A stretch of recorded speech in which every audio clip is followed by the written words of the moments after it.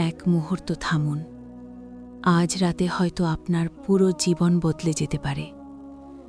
আজ ২৭শে রমজান।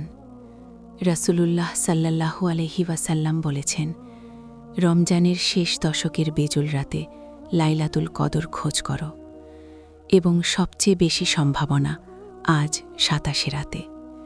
এই এক রাত ১০০০ মাসের চেয়ে উত্তম, মানে ৮৩ বছরের সওয়াব মাত্র এক রাতে।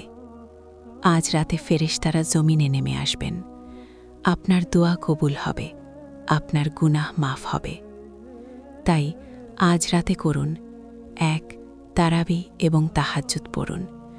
২. এই দোয়া বারবার পড়ুন, আল্লাহুম্মা ইন্নাকা আফুফুন তুহিব্বুল আফওয়া ফাফু আন্নি। ৩. নিজের জন্য, পরিবারের জন্য, উম্মাহর জন্য দোয়া করুন, এবং মনে রাখবেন আগামীকাল সকালে সূর্য যদি মৃদু এবং শান্ত হয়ে ওঠে, তাহলে বুঝবেন আপনি লাইলাতুল কদর পেয়েছেন। ইয়া আল্লাহ, আমাদের এই রাত নসিব করো, আমাদের মাফ করো, আমাদের জান্নাত দাও। আমিন।